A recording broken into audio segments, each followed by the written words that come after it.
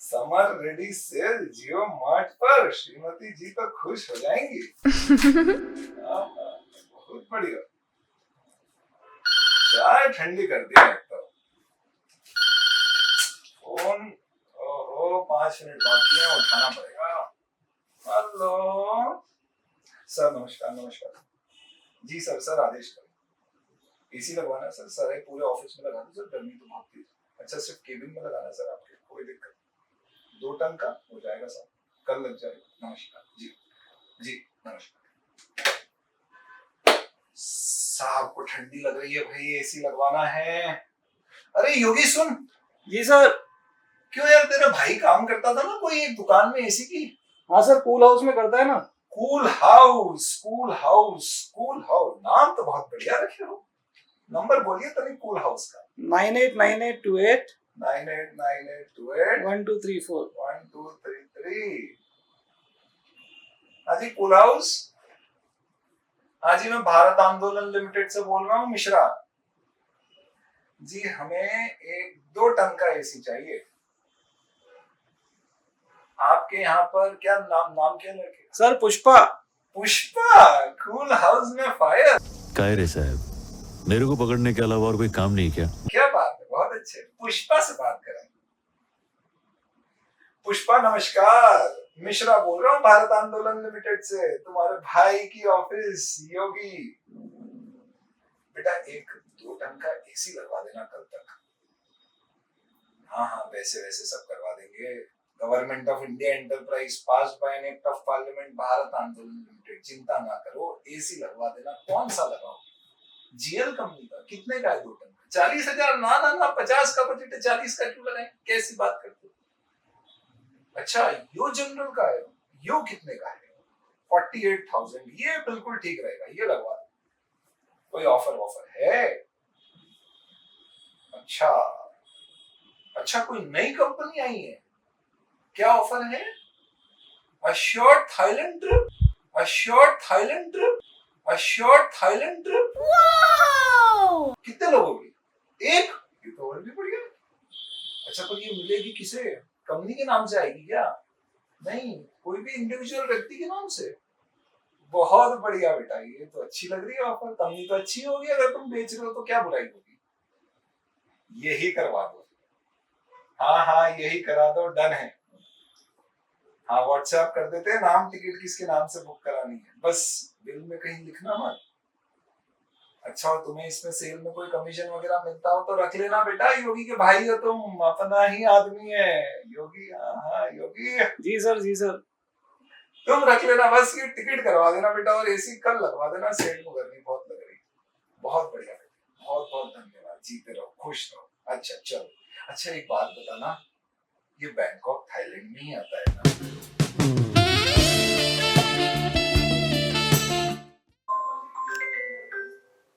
Hello. हाँ भैया। हाँ एसी तो लगवाना था, वो फाइनल करना है। मैं कर दूं? ठीक है, मैं चेक कर लेता हूँ। हाँ हाँ, नहीं नहीं, मैं जाके देख के आऊंगा ना, फोन पे नहीं समझ में आता ऐसे, बहुत सारी चीजें रहती, सब पूछना पड़ेगा। मैं जाके देख के आ जाऊंगा। हाँ मैं करवा देता हूँ। ठीक है। हाँ नितिन भैया, कैसे हो? अरे एसी लेना था यार अपने। हाँ 2 टन का चाहिए यार, बताओ ना क्या। अच्छा ये 48 का, वो वाला, वो 50, वो महंगा क्यों है? कलर का? चलो छोड़ो, आप तो कलर छोड़ो यार। 48 जीएल का तो मैंने देखा 40,000 का आ रहा था। अरे कि क्या वारंटी 10 साल की? नहीं 10 साल क्या, मशीन की है या आउटडोर यूनिट इंडोर दोनों की?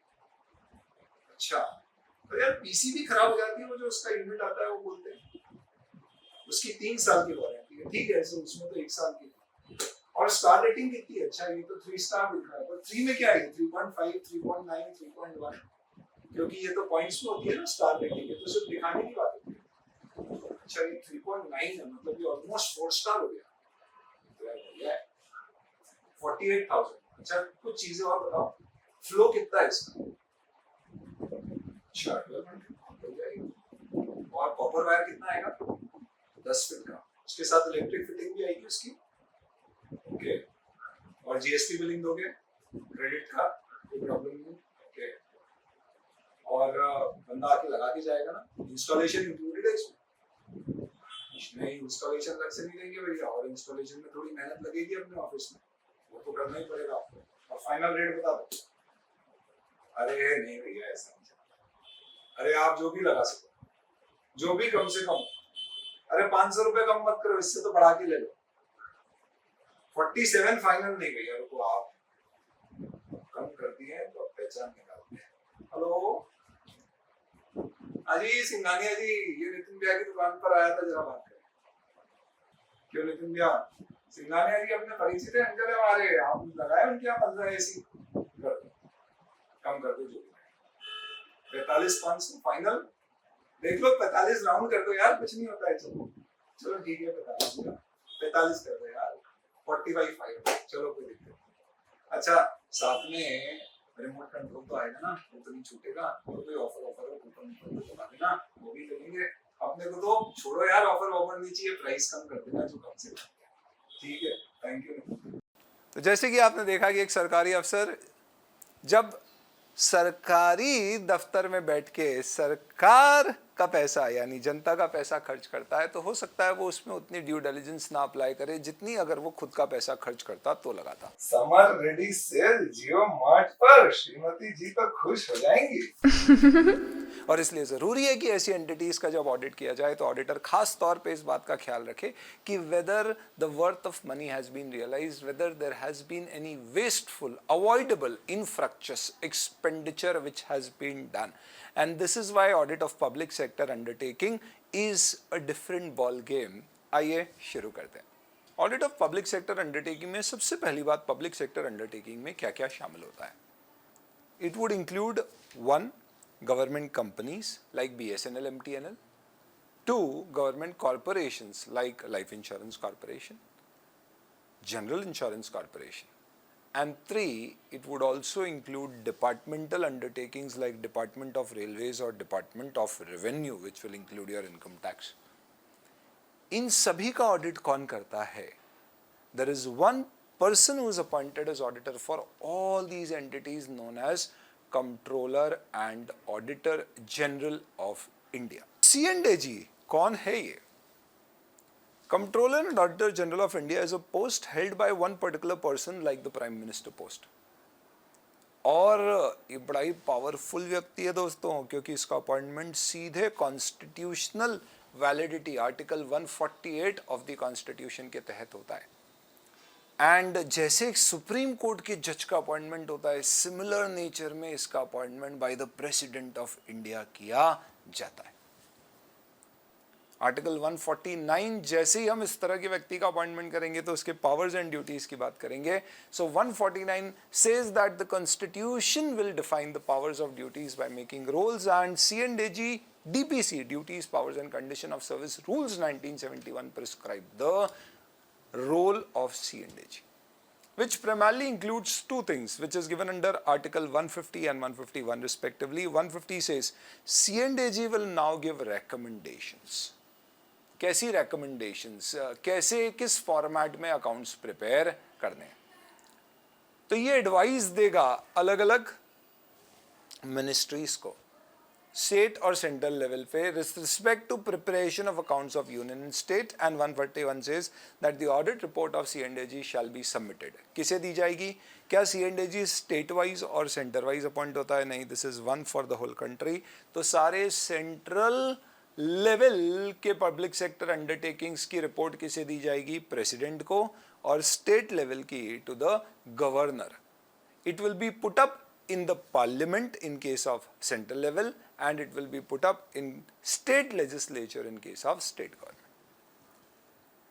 C&AG अपनी रिपोर्ट यहाँ पे रखेगा, तो उसके कार्यकाल के दौरान क्या उसका कोई कम्युनिकेशन, क्या उसका कोई डिस्कशन, क्या सरकार की कोई दूसरी कमिटीज के साथ होगा? तो कमिटीज में C&AG play a very essential role. अब ये कमिटीज़ क्या होती हैं दोस्तों? कई सारी फाइनेंशियल कमिटीज़ होती हैं सरकार की, जिनका बेसिक उद्देश्य क्या होता है? सरकार के पैसे को कैसे लगाना है, एस्टिमेट्स करना, ताकि उसके बेसिस पे अगली बार बजट में किस पर्टिकुलर डिपार्टमेंट या मिनिस्ट्री को कितने फंड अलोकेट करना है, ऐसी कुछ बातें। तो the ministries actually submit their reports to this committee. C&AG also submits their report to this committee. तो आप इसको ऐसे समझिए कि कोर में आपकी कमिटीज है, फाइनेंशियल कमिटीज. इन कमिटीज के पास रिपोर्ट कौन दे रहा है? C&AG अपनी रिपोर्ट इनको देता है जो इनके काम के बेसिस बनते हैं.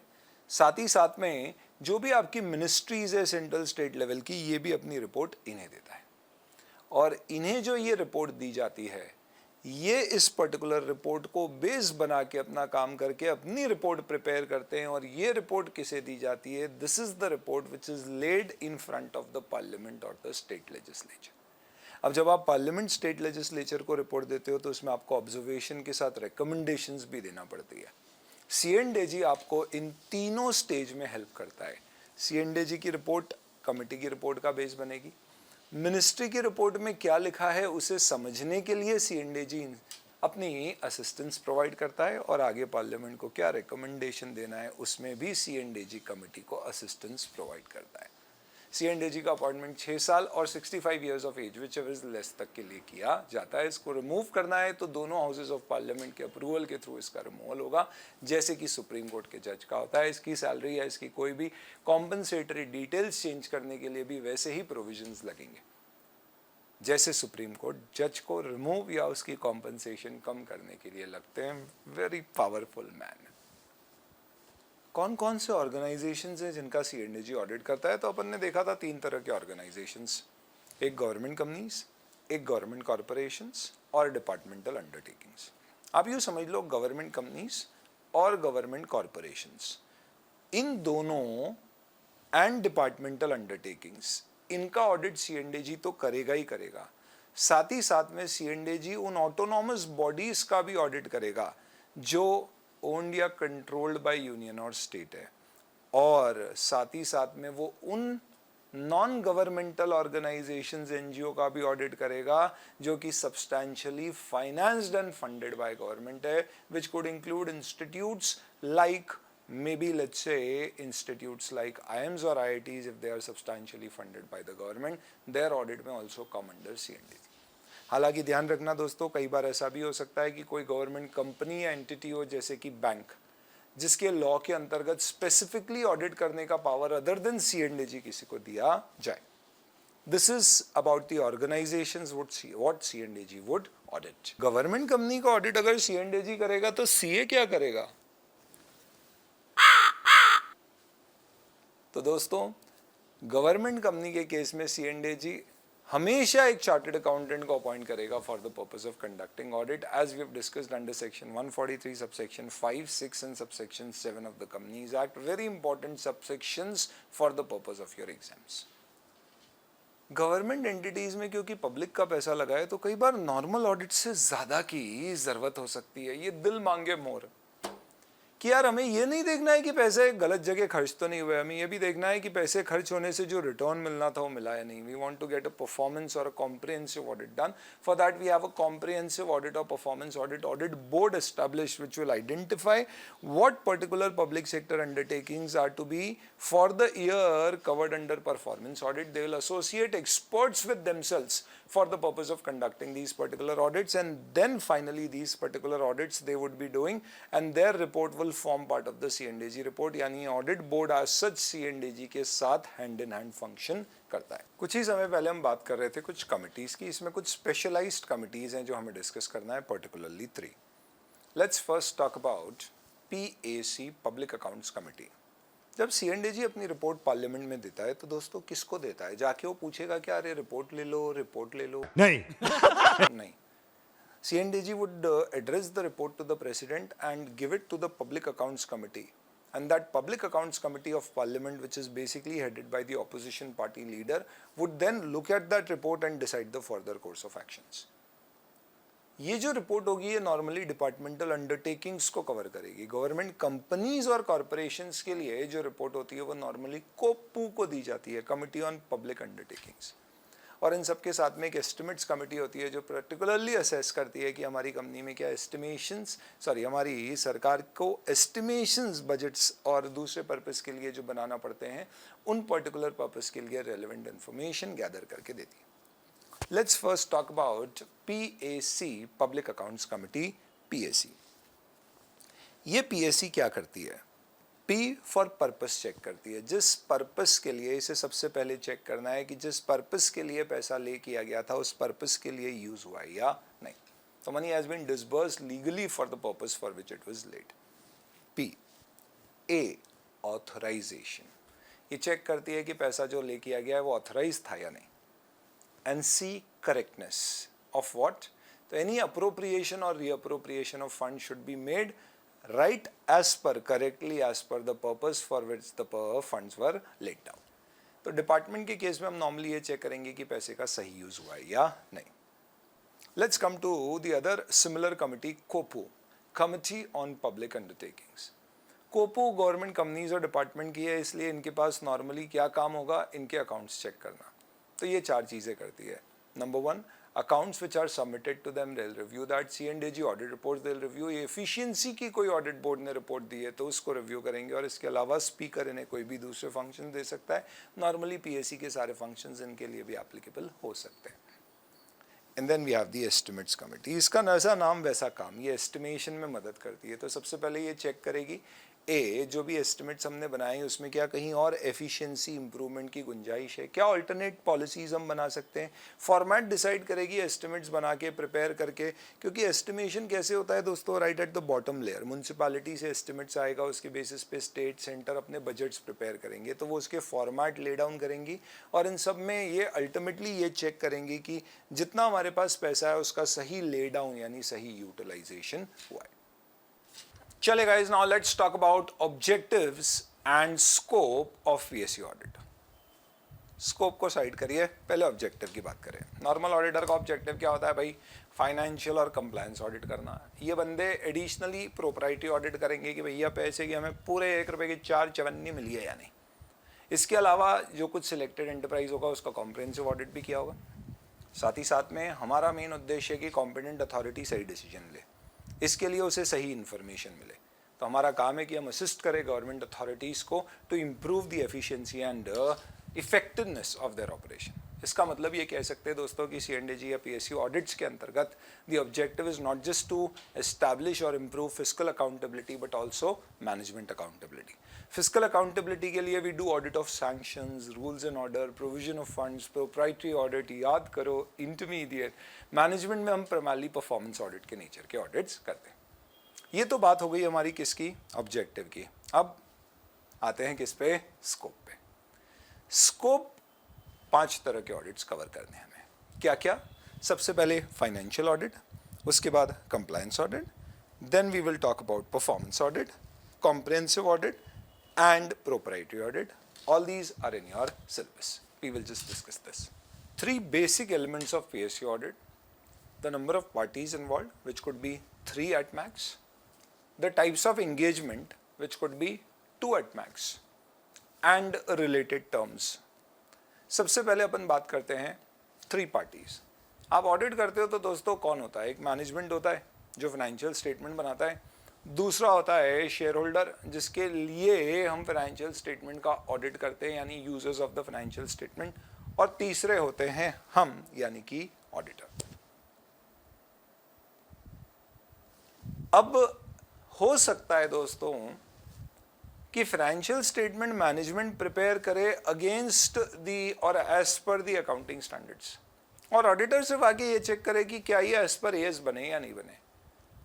ऐसी एंगेजमेंट अगर ऑडिटर परफॉर्म करता है तो उसे कहा जाता है अटेस्टेशन एंगेजमेंट्स। तो coming on to types of engagement, there are 2। One is attestation engagement जो नॉर्मली ऑडिटर करता है, जहां पे management is responsible, audit premise जो आप पढ़ते हैं, to prepare financial statement as per framework. Auditor only endorses और attest whether they been prepared as per those framework और नॉट।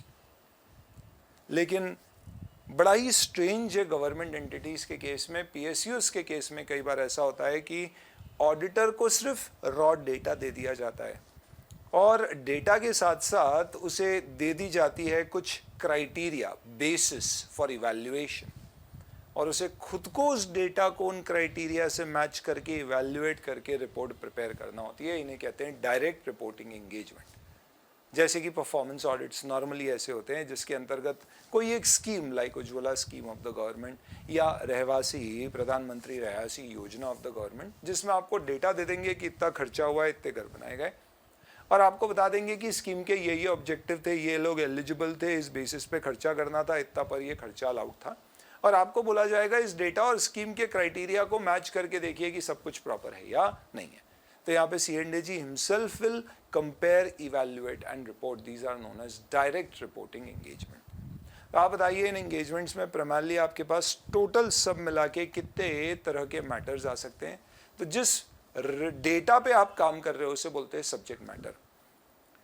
जिस मापदंड या क्राइटेरिया के अगेंस्ट में आप उसे मैप कर रहे हो उसे बोलते हैं क्राइटेरिया, और उसे कंपेयर करके जो फिर इंफॉर्मेशन निकलती है वो कहलाती है subject matter information. These are the basic elements in an PSU audit.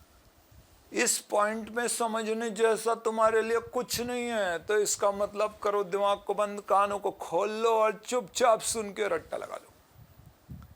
What are the principles of public sector undertaking audit? सीधी सी बात है, जनरल प्रिंसिपल जो integrity, objectivity, independence, professional competence, due care, वो सारे ethical principles as it is applicable होंगे। इनके साथ साथ हमें क्या करना होगा, हमें professional judgement, scepticism, professional due care behaviour apply करना पड़ेगा। इंश्योर करना पड़ेगा क्वालिटेटिव काम हो with quality control. Audit team का मैनेजमेंट, उसकी स्किल्स, ये सब हमें असेस करना होगी। ऑडिट रिस्क असेस करना होगा। उसके बेसिस पे we will have to, keeping in mind materiality, we will have to then apply the procedures, get the evidences and document all that and communicate.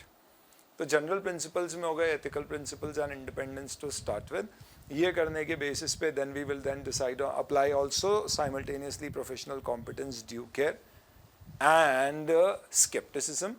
Then we will be ensuring proper quality control, assignment of correct team and management of it appropriately. We will then assess the audit risk. We will have to do documentation of all our procedures keeping materiality in mind. So materiality, documentation and finally communication, 8 points. क्या principles होते हैं audit process के? Planning the audit, conducting the audit and reporting and follow up. Simple. Government company की audit के steps की बात अगर कभी एग्जाम में आ जाए तो याद रखना आपको सिर्फ कंपनीज एक्ट में जो आपने पढ़ा है सेक्शन 143 सब सेक्शन 567 वो लिखना पड़ेगा। सब सेक्शन 5 कहता है कि गवर्नमेंट कंपनी के बेस में C&AG के पास पावर है कि वो गवर्नमेंट कंपनी के ऑडिटर को एडिशनल इंस्ट्रक्शंस दे सकता है और कह सकता है कि हे ऑडिटर तुम्हें इन इंस्ट्रक्शंस का अलग से पालन करना होगा और इस पर रिपोर्ट करना होगी। उसकी रिपोर्ट के बेसिस पे C&AG उसके ऊपर अपने कमेंट दे सकता है और साथ ही साथ चाहे तो एक सप्लीमेंट्री ऑडिट भी ऑर्डर कर सकता है। 60 दिन के अंदर अंदर सप्लीमेंट्री ऑडिट होगा जिसमें उसी को या किसी और CA को अपॉइंट किया जाएगा और बोला जाएगा कुछ और चीज़ें एडिशनली चेक करने की। फिर आपको CA के ऊपर ही कभी डाउट है, लग रहा है उसके काम को और टेस्ट करके चेक करना है प्रॉपर काम किया है नहीं, तो आप सब सेक्शन 7 में टेस्ट ऑडिट ऑर्डर कर सकते हैं जिसकी कोई टाइम फ्रेम या लिमिट प्रिस्क्राइब्ड नहीं है। वो एक्टिंग देखी थी, उसमें हमें एक सवाल हमारे मन में अभी भी है जिसका जवाब ढूंढ रहे हैं कि आपने कहा था सरकारी अफसर ऐसा कर सकता है कि वो ड्यू डिलिजेंस ना लगाए पैसा खर्च करते समय। क्यों? क्योंकि उसकी जेब से नहीं जा रहा है और जनता का पैसा है। पर ऐसा तो एक कंपनी के एम्प्लॉय के द्वारा भी किया जा सकता है या डायरेक्टर के द्वारा भी किया जा सकता है अगर वो उस कंपनी का मेजर शेयर होल्डर नहीं है। यानी आप ये कह रहे हो कि एक कंपनी में भी ऐसा हो सकता है कि हम पैसे का सदुपयोग पूरी तरह से ना करें। And that is why even in companies nowadays at least some proprietary elements of audit have been introduced.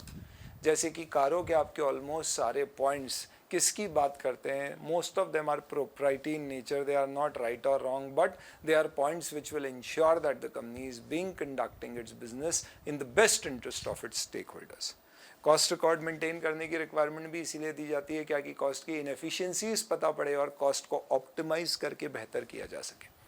Supplementary instructions देने का पावर जो दिया गया है वो भी इसलिए दिया है C&AG को गवर्नमेंट कंपनी के ऑडिटर पे कि वो स्पेसिफिकली कुछ ऐसी चीज़ें जिस पे अदरवाइज ऑडिटर रिपोर्ट नहीं करता, जैसे कि क्या इंश्योर किया है आपने अपनी एसेट्स को, क्या कैश के ज़्यादा बैलेंसेस तो आपने मेंटेन नहीं किए, इस तरह के मैटर्स इंटरनल कंट्रोल के ऊपर जो रिपोर्टिंग आपको करना होती है। शेड्यूल 3 में आजकल कई सारी इन्फॉर्मेशन मांगी जाती है विद रिस्पेक्ट टू कहीं आपकी कंपनी के पास कोई बेनामी प्रॉपर्टी तो नहीं है, विलफुल डिफॉल्टर तो घोषित नहीं किए गए। ये सारे कुछ प्रोप्राइटरी एलिमेंट्स है, if you get a question in the exam which says what are the proprietary elements in audit of a company, you will have to quote section 143 subsection 1 में जो हम 6 चीज़ें specific inquiries में check करते हैं, personal expense debit तो नहीं हो गए, secured loans given अपने आप में prejudicial तो नहीं है, कारों के कुछ पॉइंट्स आप रेफरेंस के लिए दे सकते हैं, 148 सेक्शन का रेफरेंस, सेक्शन 143 सबसेक्शन 5 और 6 का रेफरेंस, शेड्यूल 3 की एडिशनल इंफॉर्मेशन का रेफरेंस आपको देना चाहिए।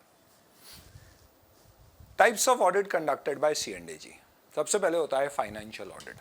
फाइनेंशियल ऑडिट जो अपना नॉर्मल ऑडिट होता है, जिसमें हम बुक्स ऑफ अकाउंट्स और फाइनेंशियल स्टेटमेंट्स चेक करते हैं, साथ ही साथ में देखते हैं they are prepared as per the applicable financial reporting framework, यानी आपका financial reporting system and relevant laws and regulation, और कुछ हद तक इंटरनल कंट्रोल्स और इंटरनल ऑडिट फंक्शन को वेरीफाई करते हैं। That's about it. This is what financial audit is. What is the objective of financial audit? It is primarily conducted to express an opinion on the financial statement and to enhance the confidence of users of the financial statements. Type 2, compliance audit. जैसे कि नाम compliance, ये कब लगता है? जब आपके पास एक सब्जेक्ट मैटर हो, जैसे कि कितने लोगों को प्रधानमंत्री आवास योजना के अंतर्गत घर फ्री में अलॉट किए गए, कैसे घर अलॉट किए गए, उस पर क्या खर्चा हुआ, सब्जेक्ट मैटर, इंफॉर्मेशन है ये मेरे पास, सब्जेक्ट मैटर, और क्राइटेरिया, किन्हें एलिजिबल था देना, कितनी कॉस्ट लगना चाहिए थी, कितने लोगों को देना था, स्टफ लाइक दैट। जब ऑडिटर इस सब्जेक्ट मैटर को इस क्राइटेरिया के अगेंस्ट इवैल्यूएट करके चेक करता है कि क्या क्राइटेरिया का कंप्लायंस हुआ है या नहीं, इसे कहा जाता है compliance audit. So compliance audit is concerned with regularity, whether the subject matter is as per the applicable laws and regulations and the agreements, and साथ साथ में propriety की जो खर्चा इसके अंतर्गत किया गया है, क्या उसमें पैसे का पूरा उपयोग सदुपयोग हुआ है या नहीं, यानी sound financial management principles and ethical principles have been complied with। Normally क्या लगता है, ये ऑडिट अलग से होता होगा क्या? ये बीकॉम की पढ़ाई जैसे, आप चाहो तो अलग से कर लो, नॉर्मली लोग इसको सीए के साथ करते हैं, हो सकता है आपको आगे एमबीए करना है सिर्फ इसलिए आप कर रहे हो। That means compliance audit can be done independently as a part और अलोंग विद फाइनेंशियल ऑडिट और अलोंग विद परफॉर्मेंस ऑडिट। हमारा नेता कैसा हो, ऐसे वादे करने वाले जैसा हो, हमारा नेता कैसा हो, ऐसे वादे पूरे करने वाले नेता जैसा हो। नेताजी ने मुंबई कर्ज को वादा कर दिया कि मुंबई कर्ज अगर हम जीत गए और मेंबर ऑफ पार्लियामेंट चुने गए तो इंडियन रेलवेज की ट्रेन मुंबई शहर में चालू करा देंगे, जो मुंबई से विरार तक के हर छोटे से छोटे स्टेशन को कवर करेगी, और वो भी 10-10। अब आप बताइए दोस्तों, नेता लोग चुने जाते हैं और वो वादे कर देते हैं कि भैया हम आपके गांव शहर में जहाँ से आपको हमने आपको चुना है, वहाँ पे आपके लिए हम ट्रेनें चालू करवा देंगे, और वो हो सकता है कि ट्रेन चालू भी करवा दें। मुंबई में तो उसका सदुपयोग हो जाएगा, पर ऐसा कई जगह हो सकता है कि वो ट्रेन चालू तो हो गई लेकिन it is running at a substantial loss. ऐसे केस में क्या ऑडिटर इस मैटर को पॉइंट आउट करेगा कि ये ट्रेन नहीं चलना चाहिए फिर भी चलाई जा रही है क्योंकि इस रूट पे ज़रूरत से ज़्यादा ट्रेनें हैं, डिमांड से ज़्यादा सप्लाई है? ऑडिटर इस तरह के मैटर्स थोड़ी ना इवैल्यूएट करता है। हम मैनेजमेंट ऑडिटर नहीं, हम तो फाइनेंशियल या कंप्लायंस ऑडिटर है। तो फिर जनता के पैसे का सही उपयोग हुआ या नहीं, ये कौन ख्याल रखेगा? तो सर वो तो प्रोप्राइटरी ऑडिट में होता है। प्रोप्राइटरी ऑडिट में हम देखते हैं खर्चा ज़्यादा तो नहीं हुआ, यहाँ खर्चा जितना दूसरी गाड़ियों में हो रहा है उतना ही हो रहा है, लेकिन यहाँ पे हमारी गाड़ियों का परफॉर्मेंस जो आना चाहिए वही नहीं आ रहा है क्योंकि वहाँ पे इतनी डिमांड ही नहीं है। This is something more than proprietary audit and this is something which is known as, क्या बोलते हैं दोस्तों इसे? Performance audit. परफॉर्मेंस ऑडिट का मतलब होता है कि आप इकोनॉमी, एफिशिएंसी, इफेक्टिवनेस, इन 3 मापदंड पर चेक करते हैं कि क्या परफॉर्मेंस हमारे पब्लिक सेक्टर एंटरप्राइज का अप्रोप्रिएट आ रहा है या नहीं। तो कैसे डिफाइन करेंगे हम परफॉर्मेंस ऑडिट को? Performance audit is an objective and systematic examination of evidences. Evidences किसके और क्यों? With a view to do an independent assessment तो it is examination of evidences with a view to do an independent assessment of performance of what? Of a government organization or a government program or any activity or function of the government. Why? In order to improve public accountability. क्यों करते हैं? ताकि public की accountability improve हो. And to facilitate decision making amongst the competent authority and to also, if required, initiate corrective actions. तो कौन करता है ये परफॉर्मेंस ऑडिट? ऑब्वियस सी बात है C&AG along with the IAAD, which is nothing but Indian Audit and Accounts Department. तो एक अलग से बोर्ड बनाते हैं और ये लोग इस तरह के ऑडिट्स कंडक्ट करते हैं. C&AG के अंदर ही ये सब कुछ होएगा. क्या मापदंड होंगे, क्या बेस होंगे? तो there are manuals and auditing standards which are followed by C&AG to do this. And what is the ultimate objective? What do we promote through these kind of performance audit? That taxpayer money, we have used it appropriately, and we also want to ensure that the decision making process or the execution process is appropriate or not, as in the decision which the legislature or the executive bodies are wanting the entity to take have been appropriately taken and have been appropriately implemented or not. तो performance audit is nothing but audit of economy, efficiency and effectiveness. तो performance audit के steps क्या होंगे? तो देखो, जब आप performance audit plan करते हो तो it's a very lengthy process. Let's talk about it all together separately. A separate topic like planning a performance audit. Planning a performance audit, सबसे पहले आपको समझना है आप किस एंटिटी और प्रोग्राम को ऑडिट कर रहे हो. Are you doing an audit of income tax department or railways or Ujala Ujjwala scheme?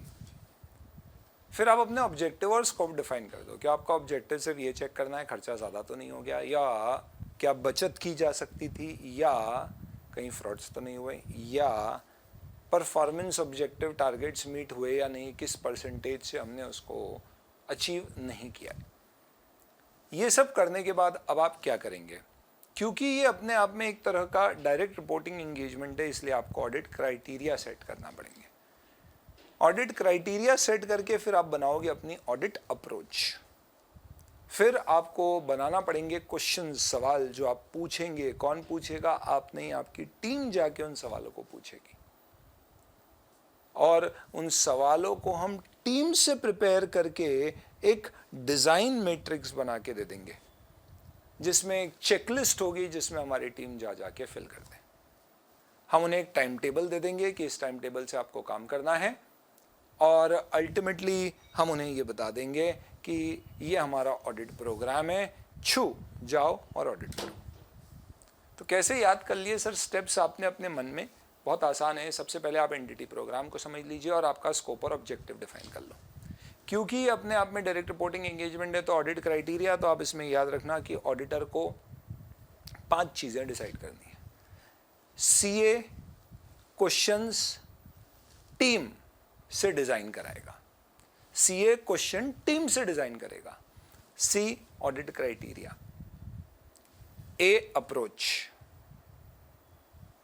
Questions, क्या क्वेश्चंस जाके हमें पूछना है. टीम, हमारी ऑडिट टीम क्या होगी, क्या स्किल्स हमारी रिक्वायर्ड है. डिजाइन, ऑडिट डिजाइन का एक मैट्रिक्स यानी एक चेकलिस्ट. फिर हम देंगे उनको टाइम टेबल और ऑडिट प्रोग्राम इनिशिएट करके उनको दे देंगे. ये हो गई हमारी प्लानिंग द परफॉर्मेंस ऑडिट. अब जब आप प्लानिंग कर रहे हैं परफॉर्मेंस ऑडिट का, तो सबसे पहले आपको एंटिटी के बारे में समझना है. तो अब एंटिटी या प्रोग्राम आप समझोगे तो कैसे समझोगे? सीधी सी बात है भैया, उस एंटिटी प्रोग्राम का खुद का कोई डॉक्यूमेंट होगा, तो आप वो डॉक्यूमेंट पढ़िए, उससे आपको अंडरस्टैंडिंग मिलेगी. तो you'll first ask from the entity or the program itself कि you give us the document relating to your entity or the program. उसकी कुछ पॉलिसीज होंगी, अपन उसके पॉलिसी डॉक्यूमेंट्स को पढ़ेंगे. और अगर पहले कभी ऑडिट हुआ है तो ऑडिट तो शुरू हमेशा पास्ट ऑडिट रिपोर्ट से ही होना चाहिए दोस्त. तो पास्ट ऑडिट देखेंगे. ये 3 चीज़ें हमारे लिए सोर्स हो गई. बहुत सिंपल सी बात है. अब दोस्तों एक बात बताओ, तुमको किसी के लिए पता करने का है तो तुम किससे पता करती हो? हाँ सर, एक तो मोहल्ले से पता कर सकते हैं. बहुत बढ़िया, मीडिया कवरेज देख लो. हमारे सर टीम में कोई ना कोई ऐसा दोस्त होता है जो इंसाइक्लोपीडिया होता है, जिसके पास सबकी जानकारी होती है. The researcher. तो हो सकता है आपके कोई रिसर्च ग्रुप्स हो जिनके पास कुछ साइंटिफिक नॉलेज हो, तो आप साइंटिफिक रिसर्च पेपर्स पढ़ सकते हो, उससे बारे में पता कर सकते हो. हो सकता है कि उसके ऊपर हमें पता है कि यार किसी का स्पेशल फोकस था, तो we can also talk to the special focus groups. इन लॉज से भी तो पूछ सकते हैं, और सॉरी लेजिस्लेटिव, यानी हो सकता है लेजिस्लेचर के पास इससे रिलेटेड किसी प्रकार की कोई इंफॉर्मेशन हो। इस तरह से आपको 6 सोर्सेज है एग्जाम में लिखने के लिए। क्या क्या? एंटिटी के पॉलिसी, एंटिटी के डॉक्यूमेंट्स देखें, उसकी पॉलिसीज, उसका past audit. Special focus group से आप बात कर सकते हो, रिसर्चर से बात कर सकते हो, मीडिया कमेंट और लेजिस्लेटिव डॉक्यूमेंट से भी बात कर सकेंगे। In fact 7 points is what you will have to remember. जैसे मैंने कहा, परफॉर्मेंस ऑडिट अपने आप में एक डायरेक्ट रिपोर्टिंग एंगेजमेंट है, इसलिए आपको एक क्राइटेरिया एस्टैब्लिश करके उसके अगेंस्ट में सब्जेक्ट मैटर को कंपेयर करना है। अब क्राइटेरिया कौन एस्टैब्लिश करेगा? तो मेजॉरिटी केसेस में तो जो पॉलिसी या प्रोग्राम जिसका आप ऑडिट कर रहे हो, वहीं पर एक पॉलिसी बनाई गई होगी कि भाई उज्ज्वला स्कीम है, इन लोगों को देनी है, इतनी देनी है, इस कंडीशन में देनी है। ये हमारी एक्सपेक्टेशंस है उससे, कि अगर हमने किसी को फ्री का गैस सिलेंडर दिया है तो उसके यहाँ पे चूल्हे का प्रयोग होना बंद हो। ये सब चीज़ें हम एक्सपेक्ट करते हैं। तो इसका मतलब आपको क्राइटेरिया कैसे बनाना पड़ेंगे कि भैया जिनको हमने फ्री में गैस का सिलेंडर दिया था, क्या वो अभी भी बायोफ्यूल का इस्तेमाल तो नहीं कर रहे हैं? तो इसके लिए हम क्या करेंगे? तो we will have to determine certain questions, वो आगे का स्टेप है। पर अभी हमें क्या बनाना है? क्राइटेरिया बनाने हैं। तो क्राइटेरिया कैसे एस्टैब्लिश होंगे? तो नॉर्मली आप जिस पर्टिकुलर प्रोग्राम या एंटिटी का ऑडिट कर रहे हो, उसके क्राइटेरिया उसकी जो पॉलिसी, स्टैंडर्ड, डायरेक्टिव्स, गाइडलाइंस बनाई है उसमें दिए होंगे। या हो सकता है उसके खुद के कोई प्रोसीजर मैनुअल्स हों जिससे आपको ये क्राइटेरिया मिल जाए। या ऐसा हो सकता है कि आप जो ऑडिट कर रहे हैं किसी एक स्टेट में कर रहे हैं, हो सकता है दूसरे स्टेट में भी सिमिलर पॉलिसी और वहाँ पे कोई क्राइटेरिया बनाए गए जिसको आप अपने यहाँ पे यूज़ कर सकते हैं। लेकिन अगर इनमें से कुछ भी नहीं है तो फिर आपको मजबूरन रिलाई करना पड़ेगा कोई दूसरे सोर्सेस पे, जैसे कि you can take the help of an expert, या अगर आपके कोई उसके ऊपर एक एस्टैब्लिश साइंटिफिक नॉलेज है, रिसर्च है, तो वो यूज़ कर सकते हैं। या फिर आप अपनी general management, subject matter information की रिसर्च पेपर, लिटरेचर, ये सब से जानकारी लेके अपने हिसाब से खुद क्राइटेरिया डेवलप करें। These would be your 6 sources for developing the audit criteria under a performance engagement. Auditor की अप्रोच कैसे डिसाइड करना है? दोस्तों, हमारे हाथों में कितनी उंगलियां हैं? ये तो अंगूठा है 4, और ऋतिक के हाथों में 2 अंगूठे हैं या 2 उंगली हैं, पता नहीं, 6। तो टोटल 6 मुद्दे, बहुत ही वाहियात। सॉरी, 4 मुद्दे एनालिसिस। किसका एनालिसिस करना है? तो हमारा अप्रोच हो सकता है कि हम प्रोसीजर्स एनालाइज कर लें, हमारी अप्रोच हो सकती है कि हम डेटा को एनालाइज कर लें, हो सकता है कि हम रिजल्ट्स को एनालाइज कर लें इंस्टेड ऑफ द डेटा जो नेट आउटकम है, या हम क्वांटिटेटिव एनालिसिस कर लें। इसके अलावा हो सकता है कि हम केस स्टडीज कर लें या घर घर जाके सर्वे कर लें कि भैया क्या आपको उज्ज्वला स्कीम में टंकी मिली या नहीं मिली। ये 6 अप्रोचेस हैं। अब हमने देखा था कि ऑडिटर को एक मैट्रिक्स डिज़ाइन करना पड़ता है जिसमें वो सारे ऑडिट क्वेश्चंस पुट अप करता है। It is like a checklist जिससे टीम जाके उसे फिल करती है, डेटा मिलता है और उसके बेसिस पे हम अपनी रिपोर्ट प्रिपेयर करेंगे। तो आप बताइए कि ये जो डिज़ाइन मैट्रिक्स होगा इसमें क्या होगा? तो याद रख लो आप, तो इसमें 5 कॉलम्स आते हैं। सबसे पहला कॉलम है ओ बोलेगा ऑडिटर, ओ बोलेगा ऑडिटर, मैं झुकेगा नहीं। तो सबसे पहले ओ।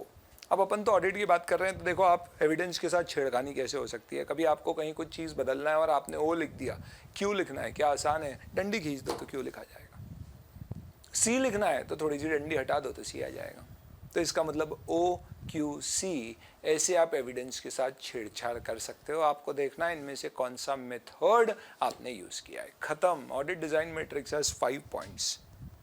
सबसे पहला पॉइंट ऑडिट ऑब्जेक्टिव, दूसरा पॉइंट ऑडिट क्वेश्चंस, तीसरा पॉइंट इज ऑडिट क्राइटेरिया, सी, ओ से थोड़ी सी डंडी हटा दी। चौथा point is evidence and finally the data collection method. Performance audit में ऑडिटर 3 E's चेक करता है। Economy, which means the desired output of the desired quality is achieved at a lowest cost within the right time frame. Economy. Second, efficiency, कम समय में ज़्यादा। क्या ये revision video आपके लिए एफिशिएंट है? कमेंट बॉक्स में बताएं। इनपुट आउटपुट रेशियो मैक्सिमाइज करना। एंड थर्ड, इफेक्टिवनेस, कम समय में ज़्यादा मिला ये तो ठीक है, पर क्या रिटेन करने में मदद किया, क्या ये इफेक्टिव रहा, क्या इससे आपका पर्पस सॉल्व हुआ, क्या ये चैप्टर आपके लिए आसान हो गया? Effectiveness, economy, efficiency, effectiveness. Effectiveness को अभी बाद में पढ़ते हैं, इकोनॉमी में कुछ और है नहीं, बात करते हैं एफिशिएंसी, इनपुट आउटपुट रेशियो। एक बिजनेस शुरू करना है तो हम सबसे पहले लेकर आए थोड़ा सा सामान, यानी रिसोर्सेस का प्रोक्योरमेंट अपने आप में प्रॉपर होगा, ये पहला ऑब्जेक्टिव है एफिशिएंट ऑपरेशंस का, सही रिसोर्स एक्वायर करना। अभी रिसोर्स ले गए पर लोग चोरी करके ले जा रहे हैं तो हमें उसे बचाना होगा, तो प्रोटेक्शन, ताले में रख दिया उसे। तो whether these resources are well protected is the next thing which the auditor would check under performance audit to ensure that efficiency of operations are met. क्या सिर्फ माल लाने से काम होगा? नहीं, we'll need other resource। तो हम कुर्सी, chair, table, furniture, infrastructure develop कर लिए, ह्यूमन रिसोर्सेज को लेके आ गए, बिजली लगा दी और हमने दूसरे सारे रिसोर्सेज अवेलेबल कर लिए। तो क्या ये बाकी सारे रिसोर्सेज का एफिशिएंट यूटिलाइजेशन हो रहा है? इसे भी हमें एफिशिएंसी में चेक करना पड़ेगा। एफिशिएंट यूटिलाइजेशन का मतलब optimum utilisation of staff, material and the infrastructure resources. तो बिजली जब बंद करना चाहिए तो बंद हो रही या नहीं, ये भी हमें चेक करना पड़ेगा एफिशिएंसी में, तभी हमें मिनिमम इनपुट से मैक्सिमम आउटपुट मिलेगा। यानी इफेक्टिवली आप ये बोल सकते हो कि हमें कॉस्ट एफिशिएंसी के साथ ये सब कुछ अचीव करना है। ओवर एंड अबाव दिस, अगर कोई कंपनी के ऑपरेटिंग प्रोसीजर्स हैं, जो एक तरीका उसने बना रखा है काम करने का, तो उसका कंप्लायंस हुआ या नहीं वो भी चेक करेंगे। एंड साथ ही साथ में हम ये भी चेक करेंगे कि क्या ओवरऑल मैनेजमेंट हमारी एंटिटी का एफिशिएंट है या नहीं है, in terms of the resources, whether they are well managed, regulated, organised and used and controlled. ये आपके सारे पॉइंट्स है जो आपको लिखना है परफॉर्मेंस ऑडिट में एफिशिएंसी आप कैसे चेक। अब परफॉर्मेंस ऑडिट पे आते हैं दोस्तों इफेक्टिवनेस पे। There are these 10 points which are there in effectiveness. अपन बात करते हैं अपनी इस रिवीजन सीरीज की, the monster revision series which you are looking at. आप बताइए दोस्तों, इस रिवीजन सीरीज में जहां हम सारे सेंसेस को यूज करा रहे हैं आपके, ताकि आप चीज़ों को बेहतर रिवाइज करके, रिटेन करके याद रख सके, इसमें मुझे चेक करना है कि यार इस रिवीजन सीरीज की इफेक्टिवनेस कैसी है। तो इसके लिए मुझे क्या चेक करना होगा? तो सबसे पहले तो मैंने जब ये आइडिया इंस्टीट्यूट किया तो मैंने ये देखा होगा कि यार इस रिवीजन सीरीज को लेके आने के लिए मेरे क्या उद्देश्य है, व्हाट आर दी ऑब्जेक्टिव्स, कि स्टूडेंट इसे देख के सिर्फ समझ भी ना पाए, रिवाइज भी साथ साथ कर ले, सिर्फ रिवाइज ही ना कर पाए, दिमाग में रिटेन भी उसको कर ले। तो फर्स्ट एंड फॉरमोस्ट ये करने के लिए मुझे कुछ रिसोर्सेज अरेंज करना पड़े होंगे to give this particular type of an effect, whether we have those kind of resources. तो फर्स्ट इफेक्टिवनेस तभी आती है दोस्तों, पॉइंट नंबर 1, इफेक्टिवनेस का तब आएगा when you are able to ensure and match your objectives with the available resources. And then मुद्दे की बात कि हमारा उद्देश्य क्या था, कि रिवीजन नॉर्मली कैसा होता है, पढ़ दिया जाता है, जिससे जो लिखा है उसे पढ़ दिया, स्टूडेंट बार बार सुन के खुद याद रखता है। तो क्यों ना उसमें रिटेंशन ऐड कर दिया जाए through using those tricks and techniques. But इसमें समझाने वाली बात नहीं होती है, तो क्यों ना उसे भी मर्ज कर दिया जाए। तो ये कॉम्बिनेशन अगर बनाया जाए तो क्या ये बेहतर होगा? इस सोच के साथ अगर ये प्रोग्राम आया तो हमारा अल्टीमेटली प्रोग्राम कब इफेक्टिव माना जाएगा? जब उसके डिजायर्ड रिजल्ट्स मीट आउट हो गए। The second point is whether the desired results have been met. Then हम क्या चेक करेंगे कि यार ये वीडियो देखने के बाद अगर आपको चैप्टर बहुत अच्छे से समझ में आ गया, याद भी हो गया और आप एग्जाम में लिख भी पाएंगे, तो इसका कारण क्या ये रिवीजन वीडियो है या आपके रेगुलर फास्टर बैचेस में ही आपकी तैयारी इतनी बढ़िया हुई थी कि आप उससे ही समझ चुके थे? अगर ऐसा है तो फिर इस पर्टिकुलर रिवीजन वीडियो का इफेक्टिवनेस नहीं है। That is third number point. Fourth, हम ये देखेंगे कि इस पूरे प्रोग्राम में ऐसी क्या चीज़ें हैं which is inhibiting your satisfactory performance. Like may be ये रिवीजन वीडियोस थोड़े समय पहले आ जाना चाहिए थे, या मे बी इसका ड्यूरेशन थोड़ा और ज़्यादा या थोड़ा और कम होना चाहिए था, या मे बी इसमें और भी टॉपिक्स कवर होना चाहिए थे। तो क्या मुद्दे हैं जो इसके सेटिस्फैक्ट्री परफॉर्मेंस को इनहिबिट करते हैं? ये भी परफॉर्मेंस ऑडिटर में ऑडिटर चेक करता है। Point number 4। And the fifth point is, कहीं ये रिवीजन वीडियो हमारे ऑलरेडी एग्जिस्टिंग रिवीजन वीडियो को डुप्लीकेट या ओवरलैप तो नहीं कर रहे? अगर ऑलरेडी वो हैं तो इसकी क्या जरूरत है? We have audit power, then what is the need for it? Definitely शायद देख के लग रहा है कि इसके अपने कुछ अलग फायदे हैं। That means it is proving it's effectiveness. इसमें हम ये भी देख सकते हैं कि क्या ये पर्टिकुलर प्रोग्राम ओवरऑल सारे टॉपिक्स के लिए इफेक्टिव है या कुछ टॉपिक्स के लिए इफेक्टिव रहा। तो इसका मतलब we can do an assessment of the effectiveness of the individual topics और the parts of the program. Normally ये करने के बाद मैं क्या करूंगा, I would essentially want to have a feedback from you. In fact उससे पहले एक बात बताओ, मैं आपसे फीडबैक लूंगा क्या रहा, उससे पहले मैंने एक बात बताओ, क्या मैंने भी सोचा होगा कि यार ये इस तरह का रिवीजन देने की बजाय और क्या ऑल्टरनेटिव तरीके हो सकता था, थोड़े से टाइम कॉस्ट इफेक्टिव होते, बट क्या वो डिजायर्ड अचीव कर पाते तो फिर मैंने ये क्यों किया, वो क्यों नहीं किया। ये सब सोचने के बाद भी मैंने ये डिसाइड किया, am I able to justify the effort put in. तो इसका मतलब क्या हुआ, क्या management alternative ways of performing the engagement in more efficient and effective matter is evaluating and whether there are such ways. ये भी performance auditor assess करता है। फिर मैंने आपसे फीडबैक लिया, आपके जो रिस्पॉन्सेज आए उसको मैं मॉनिटर करूंगा, कंट्रोल करूंगा, और उसी के साथ साथ फिर अगली बार ये जो प्रोग्राम लेकर आएंगे उसमें उनको क्या करेंगे, इनकॉर्पोरेट करेंगे। So these are your additional 2 points, the point number 8 and 9, which you can say that taking reviews and based on that managing responding to those views and then accordingly making the program more effective in times to come. इस पूरे process में मुझे ध्यान रखना है कि कहीं भी कोई लॉज एंड रेगुलेशन का नॉन कंप्लायंस ना हो जाए, कोई कॉपीराइट इशू वगैरह ऐसी चीज़ें ना आ जाए। ये पूरा स्टफ बन के आपकी effectiveness of any public sector undertaking audit programme is something which you will have to assess. अब आता है दोस्तों आपके परफॉर्मेंस ऑडिट का भी बाब, जिसे कहेंगे comprehensive audit. This goes a step further. Comprehensive audit, as the name suggests, is comprehensive. So this is actually, you can say, an efficiency cum performance audit. यानी हम इसमें सिर्फ इकोनॉमी, इफेक्टिवनेस और एफिशिएंसी ही चेक नहीं करेंगे, उसके beyond हम ये भी देखेंगे कि अल्टीमेटली ये जो एंटिटी बनाई गई थी ये किस उद्देश्य के लिए बनाई गई थी और उसे ये कैसे अचीव कर पा रही है।